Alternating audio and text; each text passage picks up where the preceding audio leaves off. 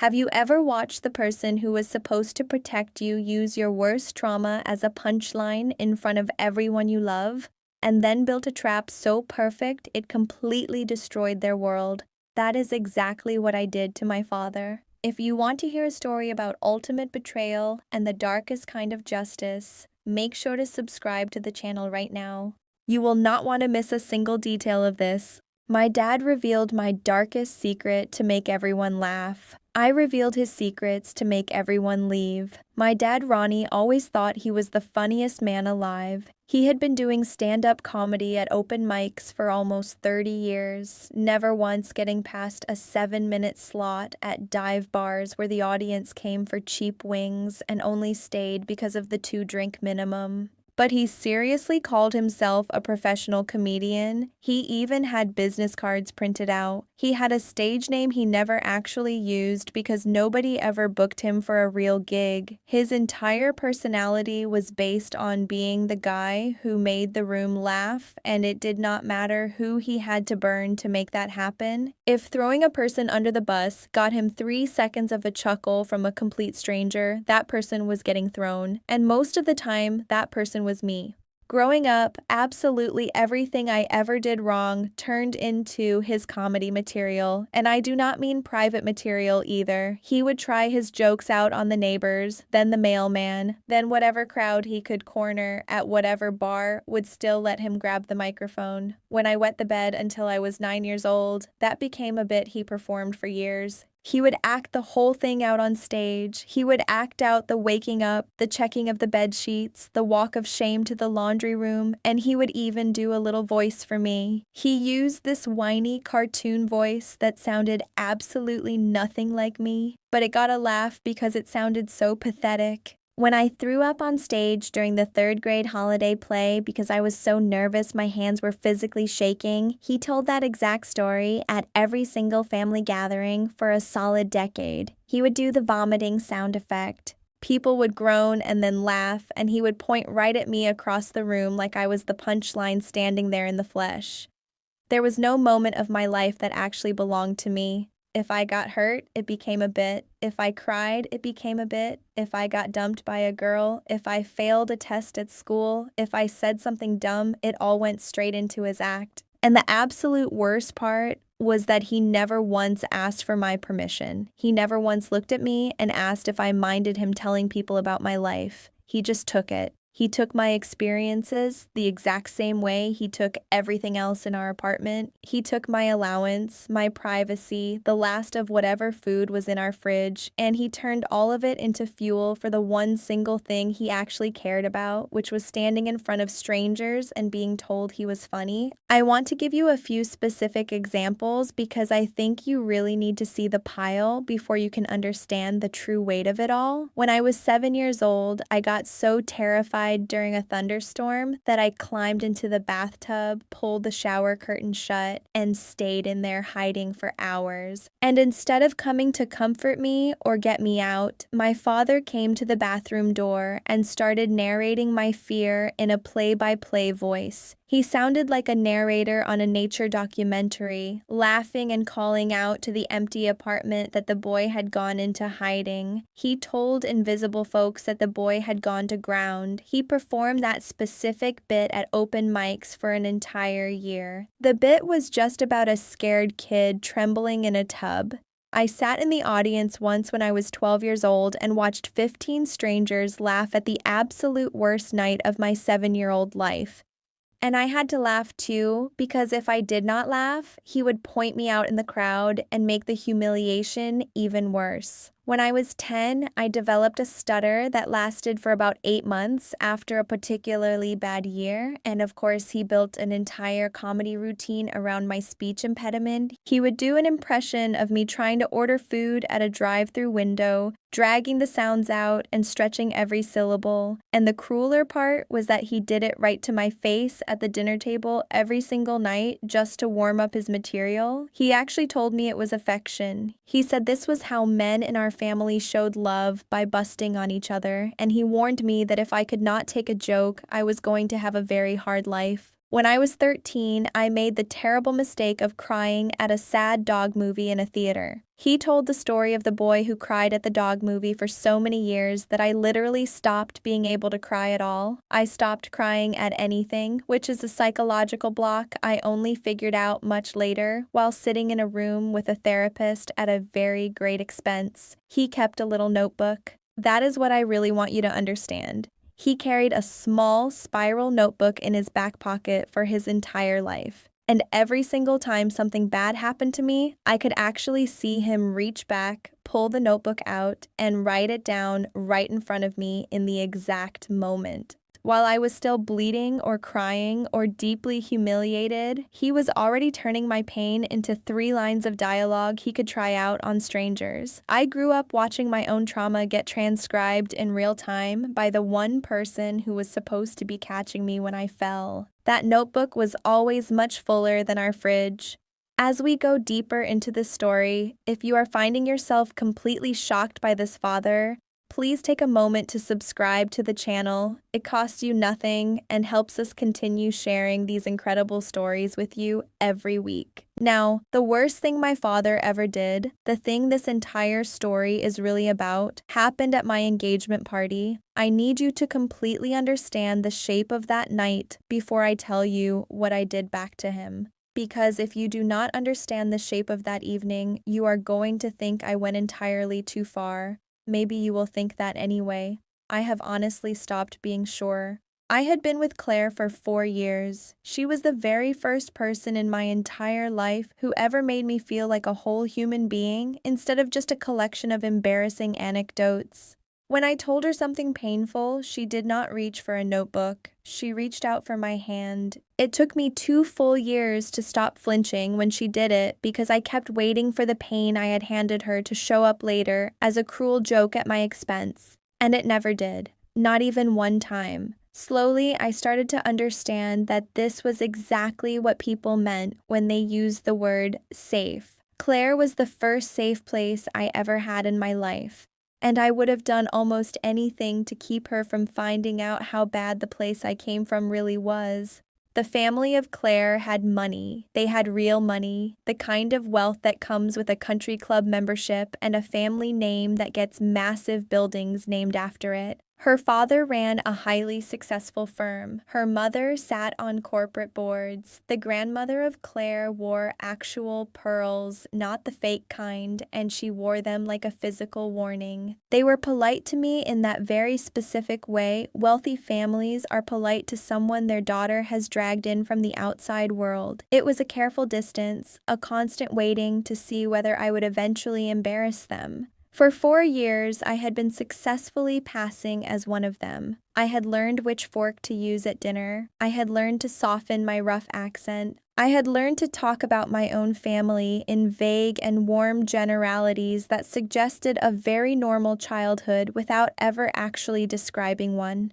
I successfully built a version of myself that could comfortably stand in their world, and it was incredibly exhausting, but it was working. When Claire and I finally decided to get married, her parents absolutely insisted on hosting the engagement party at their exclusive club. I remember standing in that massive ballroom the week before the event and thinking that I did not belong in a room like that, and hoping that maybe if I was careful enough, nobody would ever notice. I remember thinking that I had almost made it out. I thought I was one single good night away from a brand new life on the other side of everything I came from. That is the exact thought I was having while standing in that empty ballroom and running my hand along the back of a fancy chair. I was just one good night away. But I made one catastrophic mistake. I invited my dad. I have turned that specific decision over in my head 10,000 times since then. I easily could have not invited him. People do it all the time. People get married without a parent in the room, and the world keeps on turning just fine. But he was the only family I had left, the only shared blood in the building.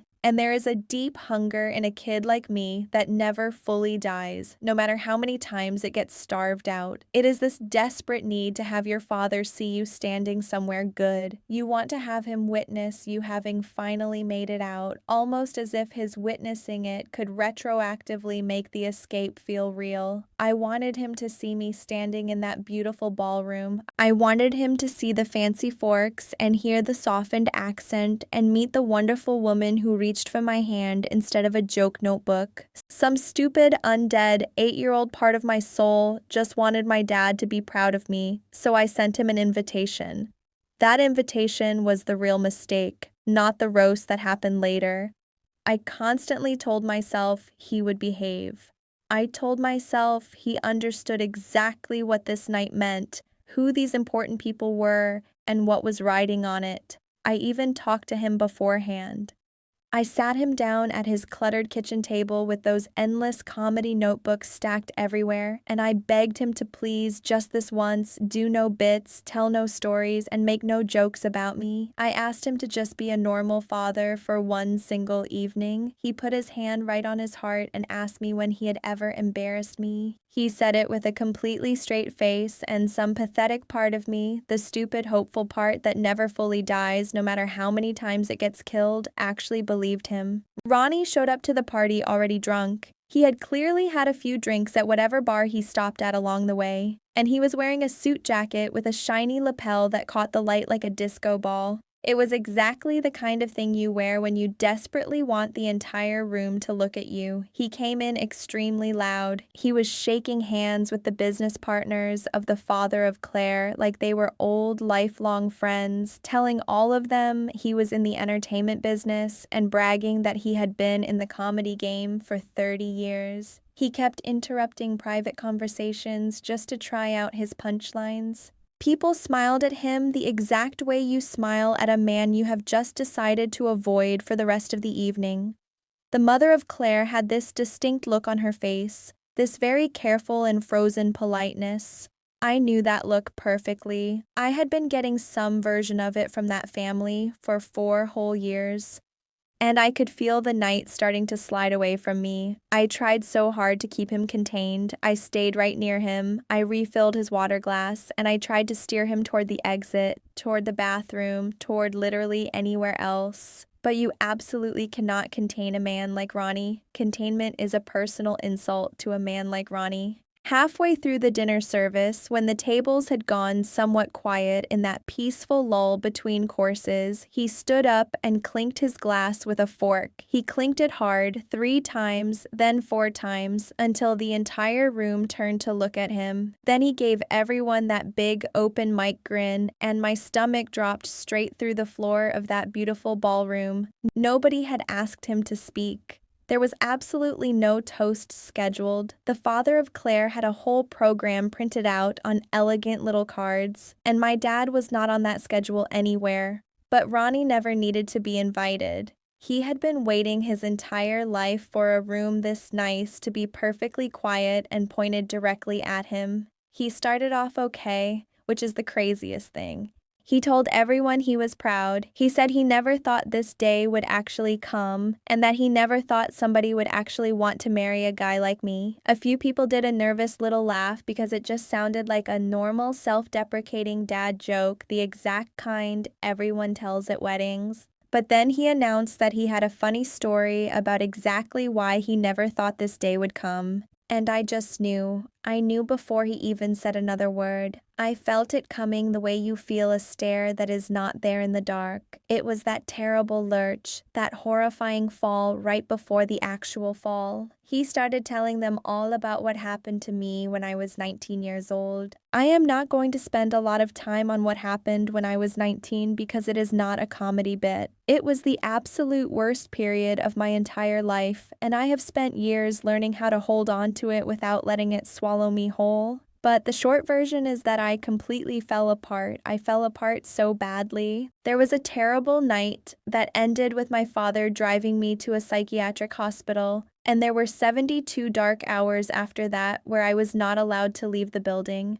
And there was a very long climb after that just to get back to being a functional person. It was the most private and most fragile secret I owned in the world. Only 3 people on Earth knew about it. Claire was not even one of them yet. I was planning to tell her. I had a very specific plan for how and when I would do it. I wanted to be gentle and I wanted to do it in private. Instead, when the time was right for him, my father told 200 people at a fancy country club, and he did not just tell the story, he fully performed it. He did the voice. He used the whiny cartoon voice, the exact same one from the bathtub bit and the stutter bit, except this time, the whiny cartoon voice was loudly saying that it wanted to die. He physically acted out the crying, screwing his face up and wiping at fake tears with the back of his wrist. He had a laugh line totally ready about finding me, about the frantic drive across town, and about the sliding doors of the hospital.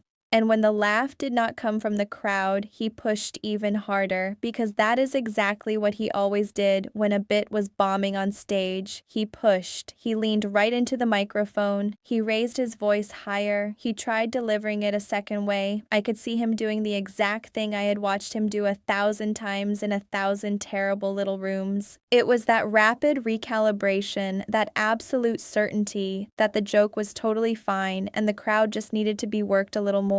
He mimicked the rapid beeping of a heart monitor. He made the frantic sound with his mouth, steady and then much faster, and a wealthy woman near the front table put her napkin down very slowly. He actually got down on the floor. At a black tie engagement party, wearing his shiny lapel jacket, my father knelt on the polished floor to show the entire room how I had physically collapsed that night, how my legs had totally gone out from under me. He let his body go entirely loose and slid down against the leg of a dinner table, acting the whole tragedy out. He used his own body to puppet my worst night on the floor of a country club, and he was grinning the entire time. He looked up at all of them, just waiting. He was waiting for the room to give him the one single thing rooms had never once given him in 30 years, which was the feeling that he finally mattered. Before we get to the devastating fallout of this horrible night, if you are feeling as angry as I was and you want to see exactly how justice is served, please hit that subscribe button. Your support means everything, and we have so many more incredible stories to share. I just stood there at the edge of the room and I could not move. I literally could not make my legs work. I just watched my father kneel on the floor and perform the night I almost died just to get a laugh.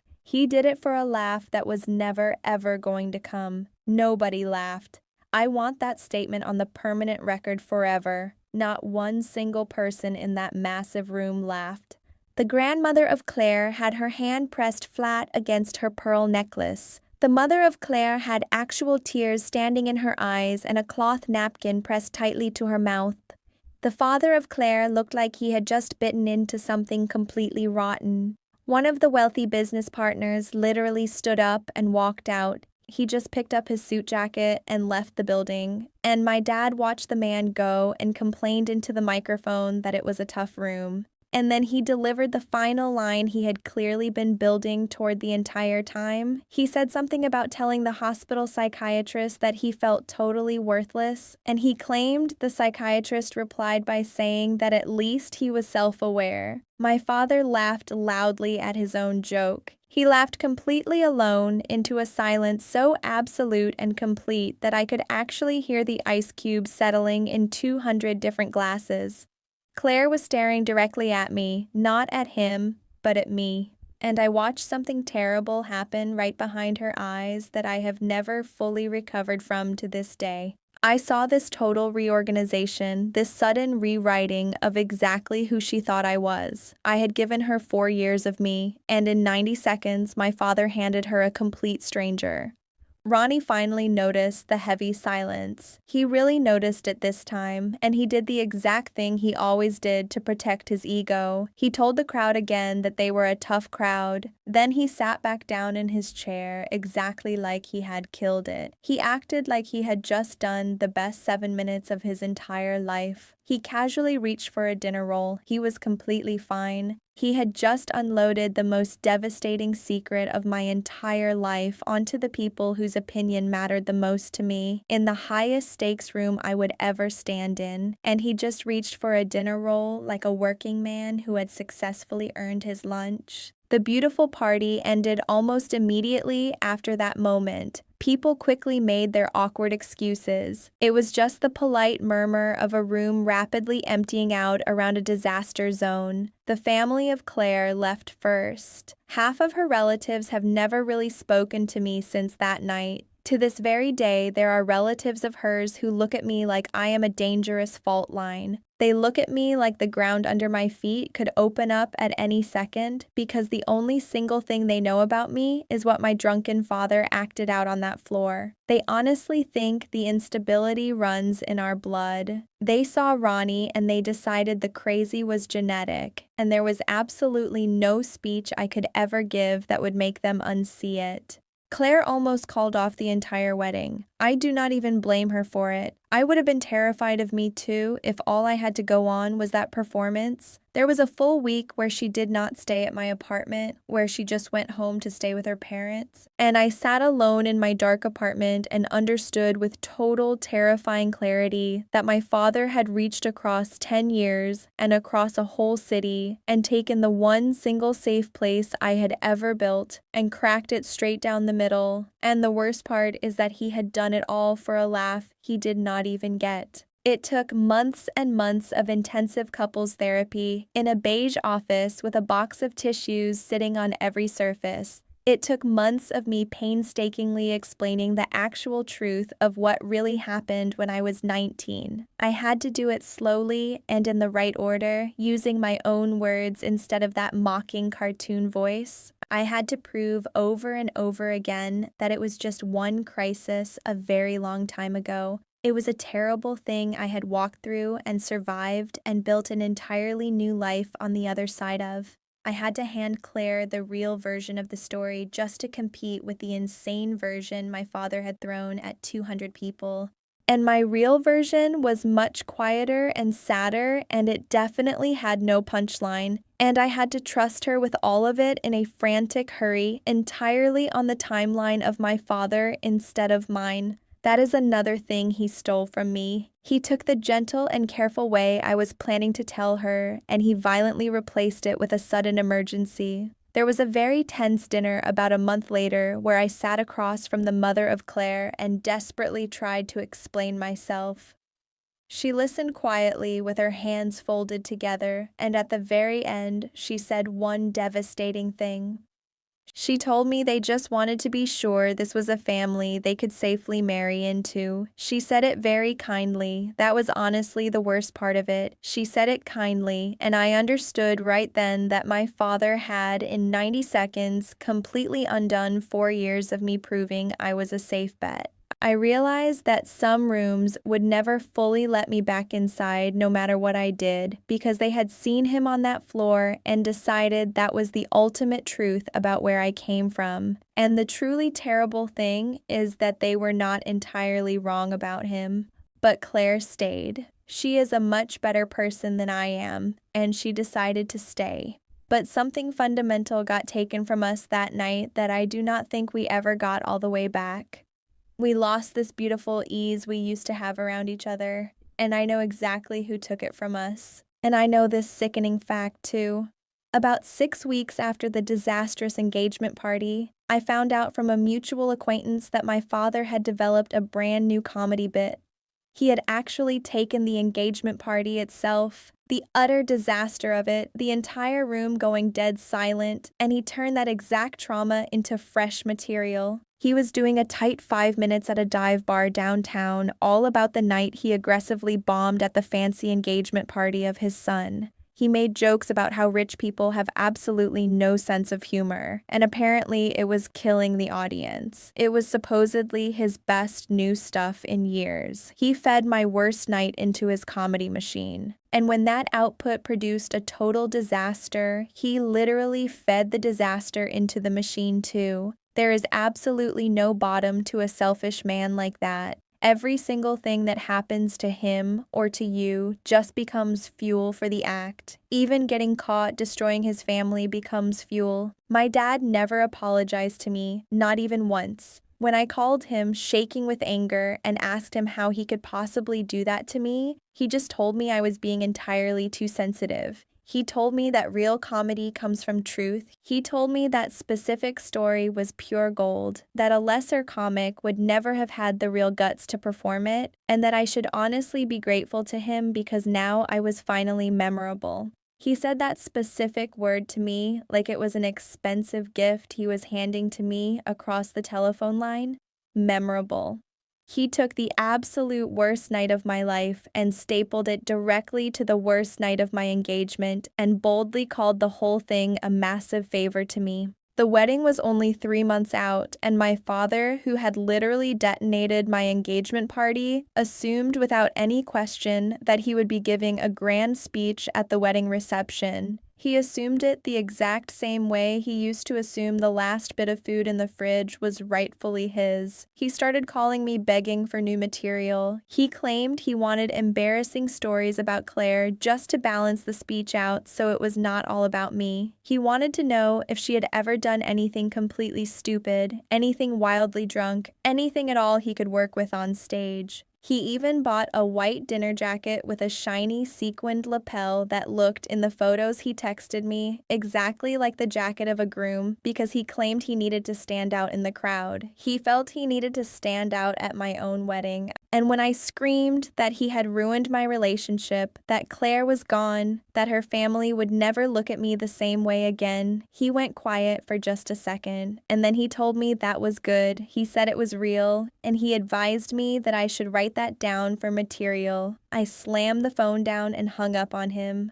I sat on my living room floor and finally understood that there was no version of my father coming to save me. There never had been a hero in him. His notebook was always going to be fuller than our fridge. I told him very clearly that he was not giving a speech. I told him plainly on the phone that there would be no speech, not a single toast, and absolutely not one word spoken into a microphone. He actually laughed at me. He did that booming open mic laugh and told me I could not possibly stop the father of the groom from talking. He said it like it was an unbreakable law of physics, like gravity, like something that simply could not be prevented by mortal men. And in that familiar laugh, I heard 30 years of him taking whatever he wanted from me and arrogantly calling it his by holy right. I set very firm boundaries. I want that on the permanent record too, before anyone listening decides I skipped straight to cruelty. I set every single boundary a normal person can possibly set. After that phone call, I sent it to him in writing in a text message so there could be absolutely no confusion, no comedy bit, and no misunderstanding to hide behind. I wrote no speech, no microphone, and no stories about me. I told him if he could not agree to those terms, he was simply not coming to the wedding. He quickly replied with a thumbs up emoji. But then, 40 minutes later, he sent a second text asking whether the venue had a house microphone or whether he needed to bring his own equipment. Before I reveal the final phase of this story, the ultimate trap, if you are still listening and want to hear how a lifelong bully gets what he deserves, please take 1 second to hit subscribe. Your support keeps this channel alive. 2 days after the text messages, I found out he had called the wedding venue directly. He had gotten the number somehow and called the main event coordinator. He introduced himself proudly as the father of the groom and a professional entertainer. He asked her detailed questions about the sound equipment, about when in the reception timeline would be best for him to grab a few minutes of the spotlight, and whether they preferred a wireless microphone for a performer who liked to move around the room. The confused coordinator called Claire immediately because none of this matched any schedule she had on file. I drove straight to his messy apartment that very night with my heart pounding like a heavy fist against a wooden door. I stood in his dirty living room, surrounded by the familiar smell of old cigarette smoke and old paper, with his comedy notebook stacked high on every single surface. I told him I knew exactly what he had done behind my back. He threw his hands up in the air, faking total innocence. He claimed he just wanted to do a little something, maybe a musical thing, not a speech, just a simple tribute. And he argued that a tribute was not technically a speech. So, in his mind, technically, he had not broken any of my rules. He was actually smiling while he said it to me. He really thought his little loophole was clever. He thought I would be impressed and think it was clever too.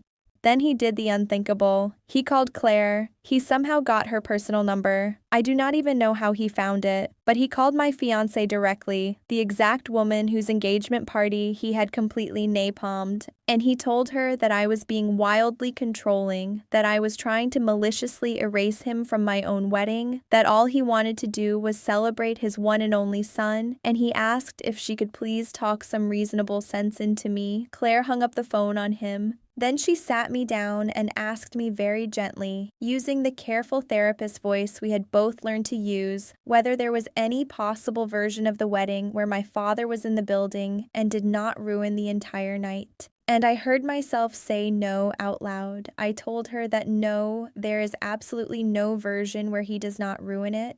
And that was the exact night the dark thing I am about to tell you started to truly take shape in my mind, because I finally realized that boundaries were a foreign language he simply did not speak. I realized that every single fence I built, he just read as a personal dare to jump over. And I realized that the only thing my father had ever respected in his entire pathetic life, the only currency he truly understood, was a room, a crowded room, and a loud laugh, and whoever controlled them held all the power. So I completely stopped trying to keep him out of the room. I decided to generously give him one instead. That is when I decided that my father desperately needed to learn what it actually felt like. He did not need to be told, he did not need to be lectured, he needed to physically feel it. He needed to stand in a room he thought was completely his, in front of the only people whose opinion he deeply cared about, and have the floor violently open up under him the exact same way he opened it up under me. I want to be brutally honest about what I did next, because I have had to be honest about it with myself, and it is the only part of this whole saga I am not completely sure I would do again. I planned it all out. I planned it cold over the course of about 2 weeks, and the planning process felt good in a very dark way that honestly scares me a little bit now when I look back on it. The week before the wedding, I told my father I wanted to throw a special party. I said it was going to be a very low-key thing, just his people, his comedy friends. I told him it was a chance for his world and my world to finally meet and mingle before the big day. I told him I felt bad about how the engagement party went, that I wanted to make a grand gesture, that I wanted to show his comedy scene I was not the humorless and rich adjacent kid he had been mercilessly describing me as on stage for 2 whole months. I watched that last part land perfectly on him. I watched him decide in real time that I was finally coming around to his way of thinking. It was the easiest lie I have ever told in my life because he wanted to believe it so incredibly badly that I barely even had to sell the performance. He was absolutely thrilled. He was so thrilled it genuinely made my chest hurt. And I hated that it made my chest hurt because some ancient, pathetic part of me was still so glad to see my father happy. My inner child still lit up like a warm pilot light when he looked at me with actual approval, and I had to sit quietly in that complicated feeling and just keep pushing forward anyway. He told me he had always wanted me to take a real interest in his comedy scene. He said maybe I was finally developing a real sense of humor, noting that talent skips a generation sometimes, but it always comes through in the end. He proudly declared that he had raised a true comic and just had not known it. He said all the wonderful things I had desperately wanted him to say to me for 30 years. And he only said them because I had built a perfect trap out of his own massive vanity and baited it with the one thing he would never freely give to anyone else. He got right on his phone and he invited his people himself. I let him do all the inviting because I needed him to be the one who gathered the room together. He brought 15 of them, the whole sad open mic circuit. They were the regulars who all truly thought they were on the verge of something huge and had been on the verge of something for 20 years. There was Cy, who only did puns and handed out a laminated headshot from the late 90s. There was Dwayne, who did 10 agonizing minutes about airline food like it was still the past and planes still served full meals. There was Rena, who was maybe actually somewhat funny and had never figured out why she was still stuck performing in the same dive rooms as the rest of them.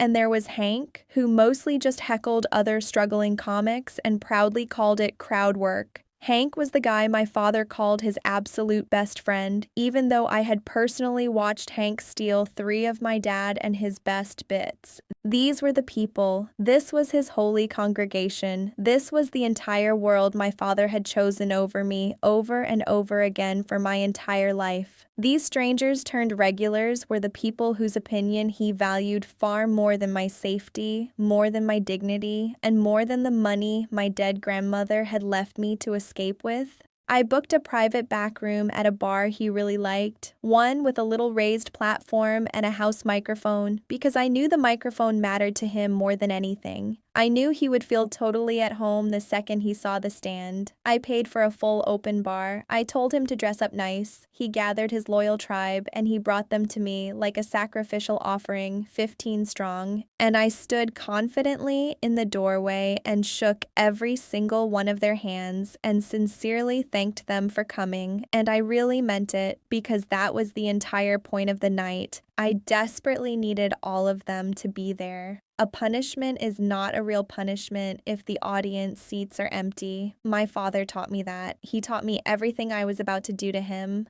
I announced to everyone that we were going to do a roast, but with a special twist. I said that instead of roasting each other, we would roast our parents. We would share all the crazy and insane things they did to us while we were growing up. I explained we would get up one at a time and just let it rip. It would be a brutal roast of the very people who raised us. My dad completely loved the idea. Of course he loved it. He thought it was the absolute best idea I had ever had. He thought I was finally speaking his native language. He felt that the apple had finally rolled all the way back toward the tree at last. And he clapped me hard on the back and loudly told the whole room that he had raised a comedian after all. He just had not known it. He eagerly volunteered to go first. He said he wanted to warm the room up for me. He was going to warm the room up for me. He went first. Of course he went first. He grabbed the microphone before I had even finished properly explaining the rules. He tapped the mic twice, took the little deep breath he always took, and he was off. And he did exactly what he always did. He told humiliating stories about me. He told the bathtub story, mimicking the scared kid in the storm and doing the fake nature documentary voice. He told the old bedwetting story. He told the one about me throwing up on the 3rd grade stage, complete with the gross sound effects. And he even did a brand new one I had never ever heard before, about a girl who had dumped me back in high school. It was a story he had apparently been saving up, holding in his reserve, just keeping it fresh for a truly special occasion. He stood up on that little platform in a room I had personally rented and paid for, and he used the microphone I had provided to do 15 solid minutes about my deepest childhood humiliations. And it honestly did not occur to him even once to wonder why I had arranged all of this in the first place. That is how completely sure he was that the entire world revolved around his comedy set. I had built a perfect stage for my father, and he eagerly climbed right up onto it to hurt me one more time because he genuinely could not imagine any other possible reason a stage would ever exist. He got some decent laughs, not massive ones, but the automatic, reflexive kind, because his people were his people, and they would politely laugh at anything of his out of the ancient reflex of the open mic room. It is that sad economy of you laugh at mine and I will laugh at yours that keeps those pathetic places alive. He finally sat down, absolutely glowing. He was so incredibly pleased with himself. He caught my eye across the crowded room and he winked at me. It was this slow and deliberate wink, like we were finally in on the joke together, father and son. Two working comics standing side by side at last, and I smiled right back at him. I forced my face to do it, and I felt this freezing cold thing in my stomach that I now understand was the very last shred of my hesitation, dying quietly somewhere right below my ribs. A few of the other comics went up. I let them do it. I wanted the room nice and warm. I wanted everyone loose. I wanted the roast format firmly established so that when I finally got up there, it would just look like another normal turn. Rena did a genuinely very funny bit about the decades-long war her mother had with a certain brand of paper towels, and the room actually laughed. They gave real, genuine laughs. And my father laughed the loudest of all because he wanted to be seen being generous with the material of other people. Dwayne told a story about his father teaching him how to drive that was totally mean on the surface, but unbearably tender underneath. You could feel the whole room lean into it because that is the thing nobody tells you about roasting the people who raised you. It is almost always just pure love wearing a very mean coat. Cy did some terrible puns, 2 more random people went up. For about 20 minutes, it was a genuinely nice room. It was just a bunch of people who had been hurt in small, ordinary ways, turning it into something they could all hold up together and laugh at. I sat quietly in the back and just watched my father enjoy himself. I watched him be, for a little while, exactly the successful man he thought he was. I let him play the elder statesman of a scene that adored him.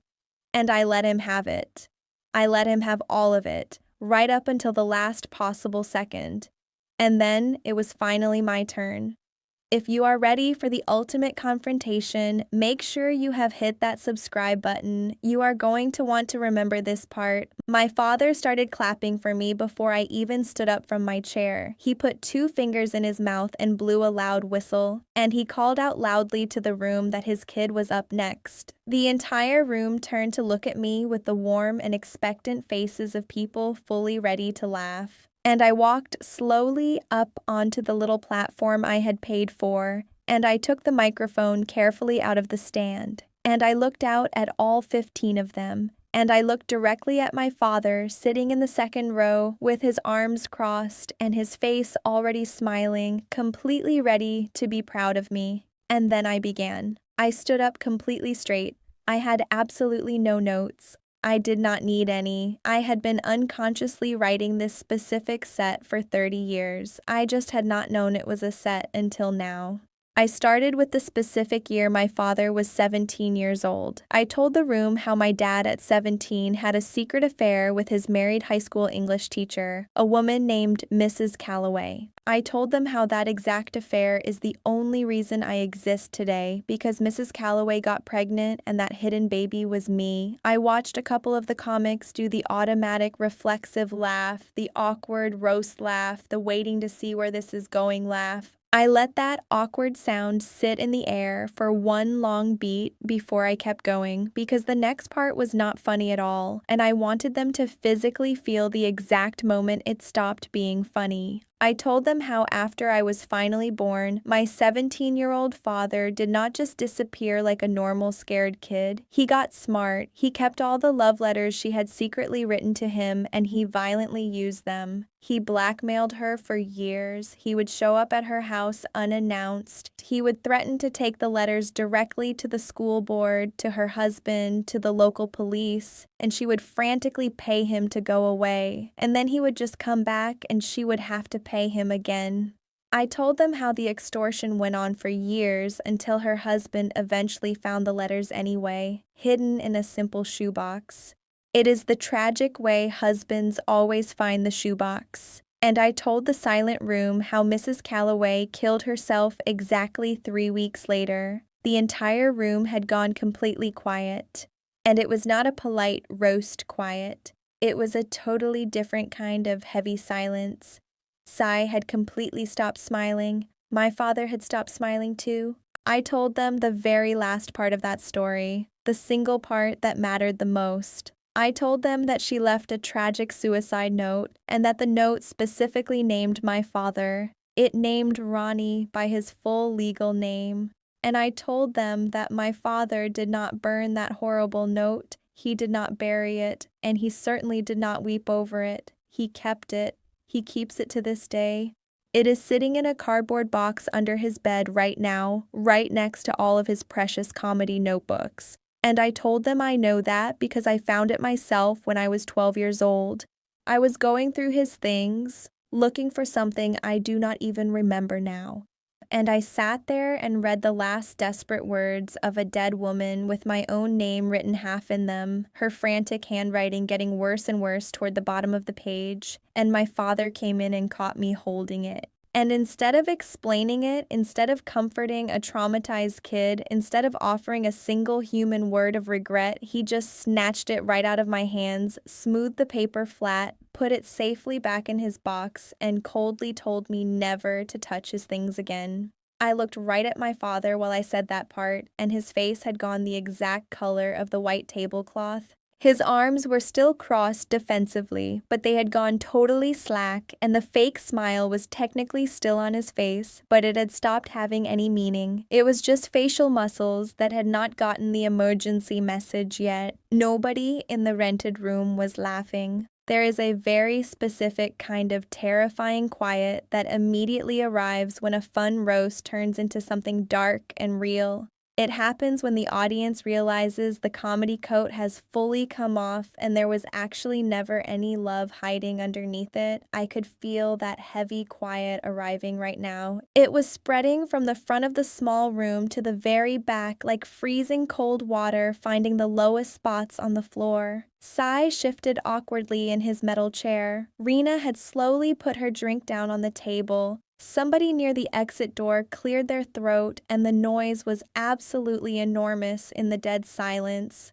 I just kept going. I told them all about the cheap vodka. I explained how he used to put a little bit of vodka right into my baby bottle when I was an infant just so I would sleep completely through his loud house parties. And I told them how I know that terrible fact, not because I actually remember it, but because he proudly told that exact story himself once on a stage. He used it as a joke in one of these very open mic rooms, and he got a laugh from the crowd, and he never once understood why I stopped speaking to him for a full month afterward. He did not understand it back then, and I could easily see by watching his pale face that he was only fully understanding it right now in real time. He was realizing the exact monstrous size of what he had done 29 years too late. I told them all about his precious notebook, the little spiral notebook he kept in his back pocket. I reminded them how every single one of them had probably watched him pull it out mid-conversation and scribble a funny line, and how they had probably thought it was charming. They thought he was the dedicated working comic, always writing his next set.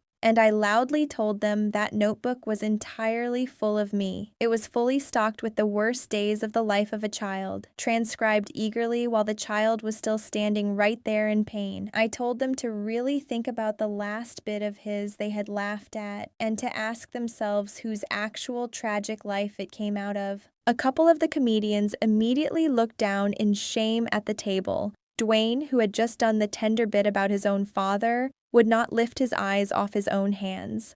I told them about the cruel drive-through impression, the one he did mocking my childhood stutter, and I purposely did it right back to them. I did his exact mocking impression of my stutter right there into the microphone so they could all hear exactly what he had been putting on local stages for years. And the raw sound of it in that totally silent room was downright obscene. I literally watched two of his closest friends flinch in horror. I told them about the random creepy people he brought home when I was just a little kid. I described the ones who would sit on the arm of our couch and tell me I was getting to be a handsome young thing. And I told the room how my father ordered me to be nice to those creeps because they were the only reason we made our monthly rent. And I said the word rent very slowly so everyone could sit inside the disgust of it. I told them about my untouched college fund, the one my late grandmother left me in her official will. It was the specific money she set aside for the specific purpose of eventually getting me out of that horrible apartment and that sad life and far away from that awful man, and I told them how he selfishly drained it. He drained every single cent of it down to absolutely zero and spent the entire fund on comedy classes. He spent my escape money on local comedy classes, and here's the exact part I made totally sure to land perfectly because it is the truest thing about my father summed up in one single fact. He failed those comedy classes.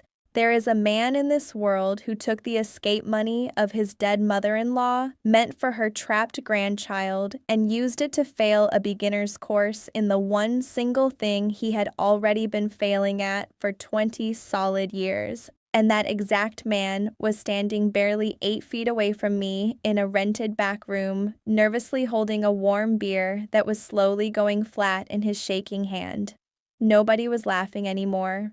There is a very specific silence that a room full of comedians makes, and it is the absolute loudest silence there is on earth, because these are people who are physically and chemically uncomfortable when no one is laughing. These are people who have built their entire lives around never letting a dead silence like this exist, and all 15 of them were currently sitting in it, completely drowning in it, awkwardly shifting and clearing their throats and studying the wood grain on the tabletop, and not one of them, not a single one, would look anywhere near Ronnie.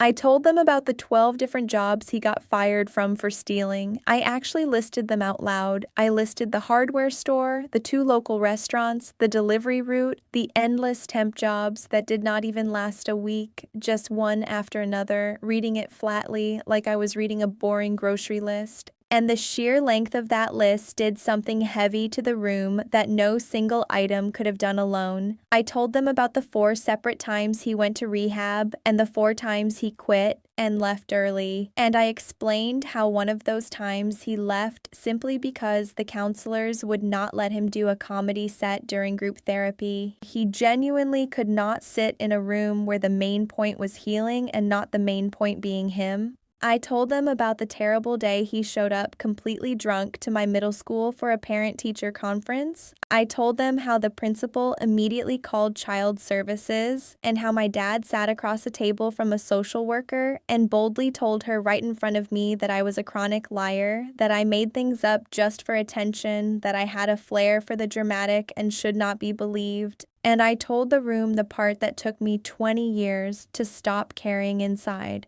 which is that she actually wrote it down. She believed the lying drunk adult over the crying kid, the way people usually do, and it permanently went into a government file, and that label followed me around. That word dramatic, the word of my father, sat in the handwriting of a stranger in a folder for years. I told them about the 8th grade talent show where he showed up so drunk he literally fell off his metal folding chair right in the middle of the magic act of another kid. He went straight over sideways with a massive crash that stopped the entire show dead. And I told them how 2 other embarrassed fathers had to get under his arms and physically carry him out to the school parking lot, while 100 people just watched in silence, and how I was hiding up in the wings in my little stage costume waiting to go on, and how when a concerned teacher asked me if that messy man was my dad, I said no. I flatly said I had never seen him before in my life. I was 14 years old, and I looked a room full of adults right in the eye and totally disowned my own father just to keep a tiny shred of personal dignity. And then I went out under the bright lights and did my 3 minutes and smiled beautifully because I was already at 14 far better at going on with the show than he would ever be.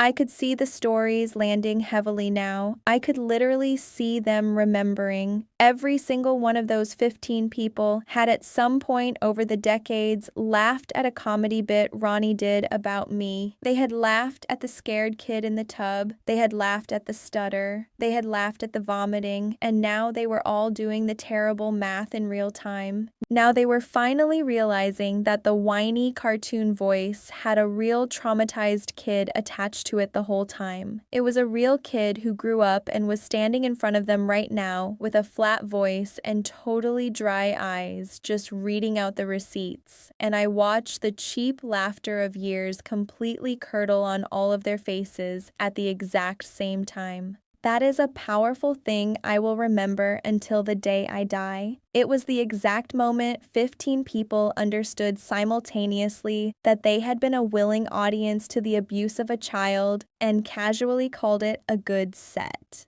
I told them about the horrifying night I was 10 years old and found him completely passed out in the bathtub, fully dressed with a lit cigarette still burning right in his hand. I described how the cigarette had burned all the way down to the filter and melted a black hole in the plastic shower curtain shaped exactly like a teardrop. It was a burn mark that stayed right there for years, a mark that I looked at every single day of my childhood while I brushed my teeth.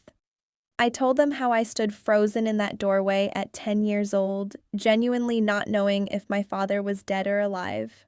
I told them how I climbed up and sat on the freezing cold edge of that tub with my little hand hovering near his chest, just feeling for it to rise, and how I stayed right there until the sun finally came up. I spent all night, a 10-year-old kid on the edge of a bathtub, keeping desperate watch over his passed-out father, way too scared to call anyone for help. Because I already knew at 10 that calling someone meant the file, it meant the endless questions, it meant the word dramatic. I told them about the sad Christmas when I was 8 years old. I came out to the living room and my favorite game console was totally gone. It was the one single thing I had wanted. The one thing I had gotten was now gone, sold for cash. And I told them how I asked him where the presents from Santa were, and how he looked at me over his morning coffee and coldly told me there was no Santa. He did not say it gently, and he did not say it because it was time I finally knew the truth. He told me there was no Santa because he wanted me to deeply understand that we were the specific kind of poor where Santa simply does not come. And he wanted me to understand it on Christmas morning at 8 years old, standing in my socks in front of the empty space on the floor where the thing I loved used to sit. He sold the joy of a child for whatever cheap thrill it got him, and then he maliciously took the magic too on his way out the door just because he could, because taking things from me was the only real reflex he ever really had. And then I completely stopped talking, because that was the end of the set. That was 30 years of pain cleanly delivered in about 11 minutes. It was hard and flat and entirely true, with absolutely no jokes hidden in it anywhere. And the rented room was so dead silent I could clearly hear the bar refrigerator in the next room cycle on. And then I stopped and I put the microphone carefully back in the metal stand and I just waited. Before we reach the bitter end of this story, please hit subscribe to help us keep sharing these powerful moments. SY stood up first. He did not look at me, and he definitely did not look at Ronnie. He just picked his jacket up off the back of his chair. He was very unhurried and careful. It was the exact way you move when you desperately do not want to be noticed leaving a scene. And he walked straight to the exit door, and the heavy sound of that door opening and swinging shut behind him was the absolute loudest thing that had happened all night. It broke something loose in the room. Then Rena stood up, and she did look at my father. She looked right at him for a long, terrifying second with her mouth slightly open. It was the exact way normal people look at a bloody car wreck on the side of the highway. It is that morbid horror where you know it is wrong to keep watching, but you cannot quite turn your eyes away. And then she shook her head just once, very small, and she left the room too. Dwayne went next, and he actually paused by the chair of my father like he might say something comforting, and then he did not say a word because there was absolutely nothing left to say. He just put his hand briefly on the back of the chair instead of on Ronnie himself, and then he left. Hank had his cell phone up in the air. He had had it up for a while, I quickly realized. It was propped securely against his glass, angled perfectly at the platform, and the little red dot was glowing steadily. He was recording all of it. He recorded every single reveal, every name dropped, the whole 11 minutes, and the suffocating silence around it. And I knew, without being told and without even wanting it, that this video was going to travel fast. I knew that by tomorrow afternoon, every single open mic and every comedy group chat and every green room in the entire city would have seen it. I knew that the ecosystem my father had built his entire pathetic self inside, the only place he had ever felt like he mattered, the holy congregation he had chosen over me 1,000 times, was going to watch this video and totally metabolize it and quietly, completely spit him out forever. I had not planned on the phone recording. I want to be totally honest about that part. I did not need it, and I did not ask for it, and I could not stop it once I saw it. And when I saw that glowing red dot, I understood that I had unleashed something that was now way bigger than the room, something that would keep happening to him long after I stopped talking. And I felt for one bright second entirely glad about it. And then I felt the cold come in right behind the gladness, right on its heels, the exact way it always does. The pure vindication hit me like electricity, hot and incredibly bright, shooting all the way up my spine. I had actually done it. I had stood in the very room that was supposed to be his,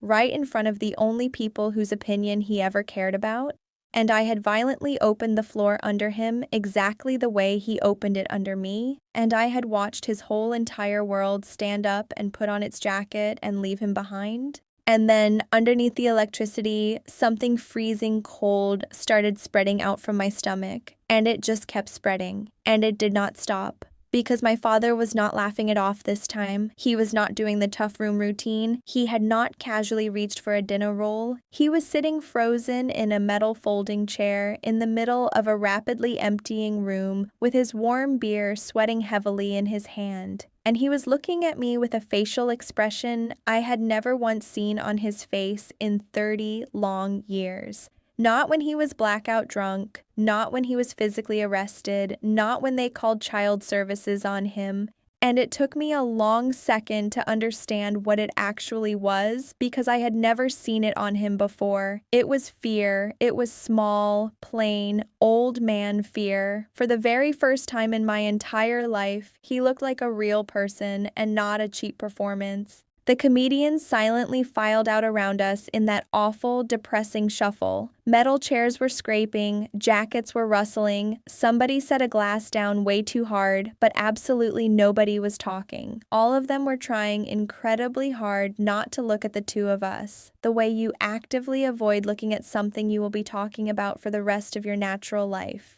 Within maybe 2 minutes, the entire room had emptied out completely until it was literally just the two of us left. It was just my father and me, sitting across a sticky table full of half-empty glasses and balled-up napkins and one flat, abandoned beer. We were sitting in the specific ringing quiet of a place where something massive has just been destroyed and has not even finished falling apart yet. For a very long moment, neither of us moved an inch. The house lights over the little platform were still shining brightly. It was this warm yellow stage light with absolutely no one standing on the stage. And my father sat alone in the second row of empty folding chairs with all that massive emptiness surrounding him. And I understood right then that I had built him the exact thing he had always wanted out of life. I gave him a room and a bright spotlight and a captive audience, and then I had brutally taken the audience away one single body at a time while he watched, and I left him totally alone in the spotlight, which actually turns out to be the loneliest place there is on earth. He slowly set the beer down on the table. His hand was violently shaking. It was really shaking. It was the way I had only ever seen his hands shake in the rough mornings after his absolute worst drinking nights. He opened his mouth, and the single word that came out was liar. But it came out totally wrong. It was incredibly weak, with absolutely no air behind it. It sounded like a reflex more than a real accusation, and he knew it the second he said it out loud. He heard exactly how small and pathetic it sounded in the empty room, and he did not try to say it again. He did not try any of his tricks again. There were no other comedy bits left for him to reach for. For the first time in 30 years, my father had run all the way out of material. And what was left underneath when you finally took the comedy material away was just a scared old man in an empty room who had absolutely done every single thing his son had just said he did. He looked up at me with wet eyes and he asked me why. He just said that one word, why, and his voice was so small and it sounded so incredibly old. And it was definitely not the loud voice he did his comedy bits in. It was not the confident mic voice or the booming bar voice or the whiny cartoon voice. It was a fragile voice I had genuinely never once heard come out of my father in 30 years. And it took me a second to place it, and then I finally did. It was the real voice of a person, not a performance. It was a broken person asking a real desperate question into a real silence for the very first time in his entire life. And I understood standing there towering over him that I had finally, after 30 years, taken something from him the exact same way he had spent 30 years taking things from me. I did not take his money, I did not take the fridge, I did not take a game console. I took something much bigger. I had taken the room, I had taken the laugh, I had taken the audience and the spotlight and the whole fragile machine he had desperately built brick by brick, joke by joke, over an entire wasted life for the single purpose of never ever having to sit in a quiet room and feel what he was feeling right now. That protective machine was the only thing that had ever kept him from being just a sad man who did terrible things. And I had calmly walked in and switched it completely off in front of everyone he had built it for. And now here he was, trapped in the wreckage of it, holding a warm and flat beer he was not even going to drink, being nothing but that awful man, finally out loud with all the lights turned on. And I really want to tell you, it felt clean. I want to tell you, the bright vindication stayed perfectly pure. I want to say that I stood there totally full of electricity and absolutely nothing else. But that freezing cold thing was still spreading out from my stomach, getting wider and colder by the second. And part of what was inside that coldness, I quickly realized, was the horrible, terrifying fact that I had been incredibly good at this. I had built the trap so patiently and baited it so perfectly and sprung it without my hands ever shaking once. I realized that I had expertly performed the total destruction of my father with a cold control he never ever had. And that the kind of person who could do a brutal thing like that calmly and cleanly for weeks might have actually gotten it from somewhere. I might have gotten it from him. That was the cold feeling. It was not guilt exactly. It was the horrifying suspicion standing over my totally ruined father in an empty room that I had just proven beyond a shadow of a doubt that I was very much his son. I stood up slowly. I picked my jacket up off the back of the chair. It was the exact same motion Sai had made, the same motion all of them had made to leave him, and I looked directly at my father one more time. I looked at the raw fear in his face and the pale tablecloth color in his cheeks and the beer he was never going to finish, and I felt the hot electricity and the freezing cold at war in my chest, the pride and the sick feeling fighting each other, and I understood that I would be carrying both of them out of that room for a very long time, maybe forever, and that I still did not know which one of them was eventually going to win. He said my name just once. It was very quiet, sounding like a question. I did not answer him. I turned around and I walked out through the exact same door all his people had walked out of, and I let the heavy door close firmly behind me. And I left him sitting there totally alone in the middle of all those empty chairs in the ringing quiet, in the exact same awful silence he had made me sit in for 30 years, and I did not look back.